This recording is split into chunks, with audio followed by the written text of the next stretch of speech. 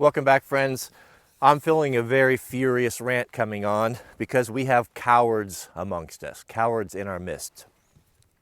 As you guys know, we homeschool.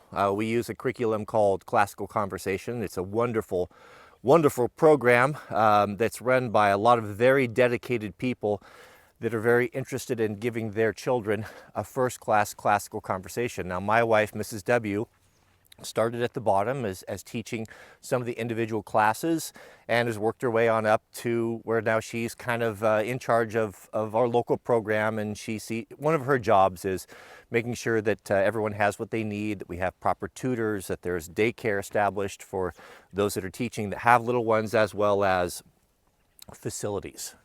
Now, Classical Conversations it is a for-profit company, but to be honest with you guys, the amount of time that my wife puts into it, she's probably making $1 or $2 an hour. It's not about making money. It's not a profit. It's about an organization that believes in education and believes that it's our responsibility as parents to educate our children and not dump them off into some government re-education camp.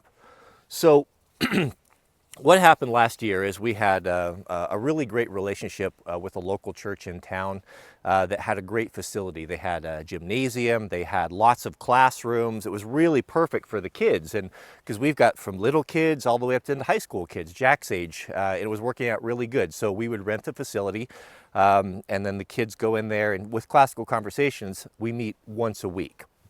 So you meet once a week, you spend the day, and you don't drop your kids off. You know, you come with a parent, the mother or the father, and you spend the whole day there, and you do the tests and corrections. It just kind of makes sure everyone's up to speed, and then the curriculum is given for the rest of the week, which is done at home.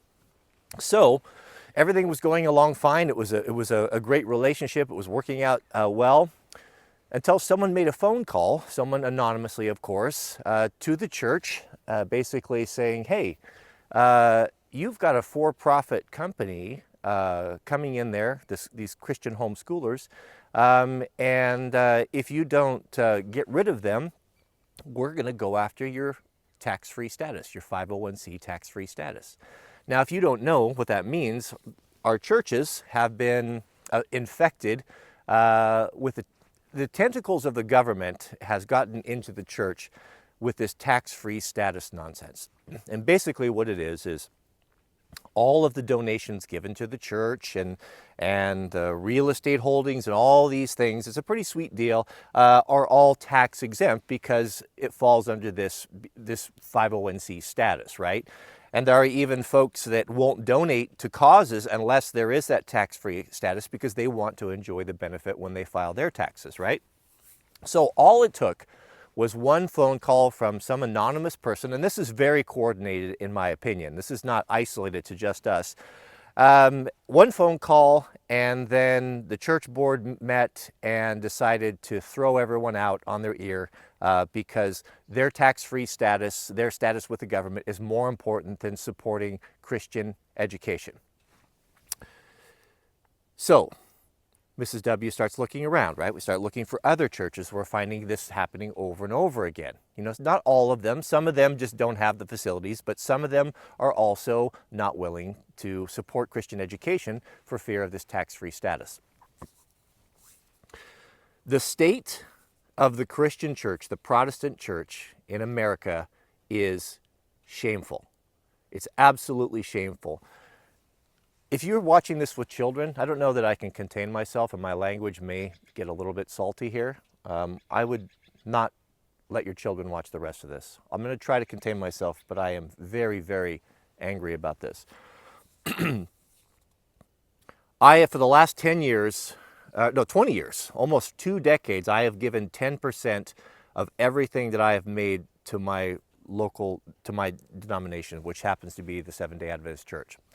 Now, I've had my disagreements with them in the past, and we don't need to go into that, but I have been faithful with that. And that means not only everything that I've made personally from payroll, but also in the selling of vehicles, selling of real estate and lands. It's a significant amount of money that I have donated. We have approached our local church, who has a facility that's not ideal, but we could make it work for the homeschoolers. And the board, we initially got the okay from the pastor, and then he kind of ran it up the flagpole, and they said, whoa, wait a minute, we're going to have to talk about this. We're going to have a board meeting, which I will be attending.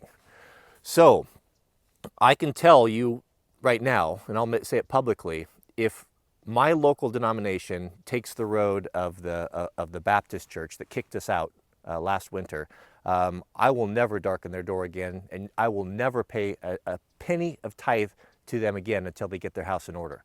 And I will go underground, and I'll build my own church if I have to.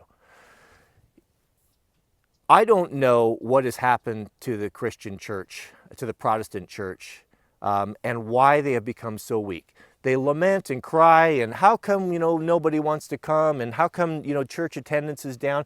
It's because you have so cucked yourself, and you're so weak and spineless, and you won't stand up for things as important as educating our children. What do you think? What is that a place for me?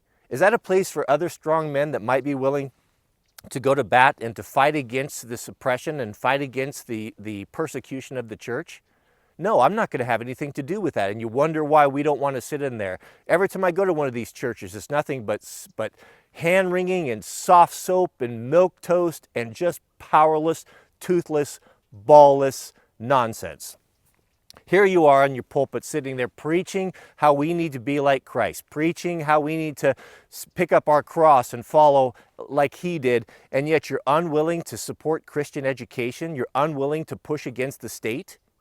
There's going to be a great shaking that's coming very soon. And this life of comfort and privilege, this easy life that you Christian pastors and you board members and your deacons and you parishioners have enjoyed for so long, I think that's about to end. God is about to separate the goats from the sheep. There's going to be decisions that have to be made, and the books are open. And your decision and what you do and how you're acting about this is being recorded, and you will give an account for it someday.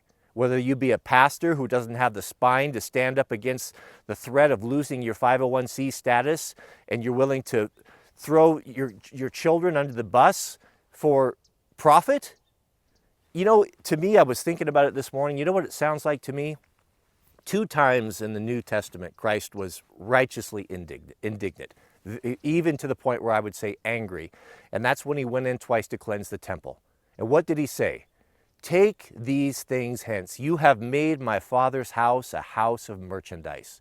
Tell me, you pastors and you deacons and you board members and you people that are pew sitters that have done the same thing, that are throwing your children to the wolves because you're too concerned about getting in trouble with the government. Tell me that that's not the very same thing. Tell me that you're not going to be judged for that, your cowardice, your spinelessness, and your weakness. Tell me, because that's exactly what's going to happen. You know what you're going to do? You're going to wither on the vine. The parable that Christ gave of the fruit tree that doesn't bear fruit, it's so relevant. And when you have an orchard and when you have a homestead, you start to learn these things. I have trees that I planted 5 years ago. I water them, I fertilize them, I take care of them, and make sure that they have everything that they need, and yet no fruit comes. Well, how long am I supposed to suffer these trees? How long am I supposed to dedicate resources to these trees? Well, a couple years. Once that time is gone, then what do I do with it? I cut it down and I throw it in the brush pile and I burn it. Because why waste any more time with it? And that's what's going to happen to you churches who don't have the courage to stand up for what is right against the persecution of the state. You cannot have state and religion. They do not mix. Whenever they have mixed, we have a trail of tears and persecution and blood and torture and murder and atrocities that litter the history books. They're not compatible. What did Christ say? Render unto Caesar the things that are Caesar's, and unto God the things that are God's. There needs to be a separation between the church and the state. And they can both coexist, provided that the state doesn't cross the line and start trampling upon the Word of God, then we can live in harmony. But the moment that happens, the moment that the state moves in and starts trampling on the Word of God, then we as Christians, that's where we have to pick up our cross, and that's where we have to go to war, because that cannot happen, and it's not happening. It's not happening because we have a bunch of cowards that are more important with their comfort, their security, than following the Word of God. What do we do? What's the future? You know, the future is not in these churches. Already, the pastors that I'm talking to locally are now having to be in charge of 2, 3, and 4 churches because donations are down. People are not coming. Well, people are not coming because you don't have any power. God has removed his protection. God has removed his power from you, and he's going to give it to someone else. Just like the story of Saul in the Old Testament. God chose Saul to be the leader of Israel, gave him every single advantage, got him going, picked a king that they could follow. But he didn't do it. He wouldn't do it. So he removed his protection and he put it upon another. God is going to pull his power from these churches, and he's going to put it on another, and that another may not look like what you're expecting. That another may be people building their own churches and setting up a meeting in home. That other maybe, and most likely, is going to be the church going underground. Because what choice do we have? I said to Mrs. W, I said, okay, the hell with those guys. We don't need their church. We'll build our own church. I serve the creator of the universe. Do I think that he doesn't have the power to provide land or provide resources or provide a building that I can put together a classroom for my churches? I'm not going to be afraid of the state. I'm not going to cuck myself. I'm not going to bend the knee to anyone. I serve the creator of the universe. I am the son of a king. I will be reunited with him. I will judge angels. Do you think that I'm afraid of losing a 501c status? Shame on you. Shame on you. I challenge all of you who go to a church, all of you, I don't care what the denomination is, go to your board, go to your deacons, and go to your pastor, and you call him on the carpet and you ask him this question. If Christian homeschoolers would come into this church, would you be willing to give up your 501c status to provide a place for them and an education for them for their children? And if he says no, then I say that you leave that church and you shake the dust of your feet off and you never darken that door again, because that church is useless and has no power. I'm going to start today, and I'm actually, Mrs. W and I'm in trouble here because I'm going to be late, are going to go look at a house for sale that could be converted into a church like this. It's going to take time. It's going to take a year for this to happen. So, you know, I don't know what else to do. I'm not going to deal with these people, and we'll build our own place and we'll build our own facility if necessary. Maybe it's time for the church to go underground. Maybe it's time for us to say, well, the state says that we can't meet together, or we can only have half capacity in our church. Well, you know, now the state is trampling upon our God-given right. I wanted to finish. I wanted to be more eloquent on this, but we'll talk about it more. Mrs. W is calling, and I got to go. So do it. Ask your pastor, see where he stands, and I'll get back to you on this. Keep us in your prayers. God bless you and your families. We'll see you guys in the next video.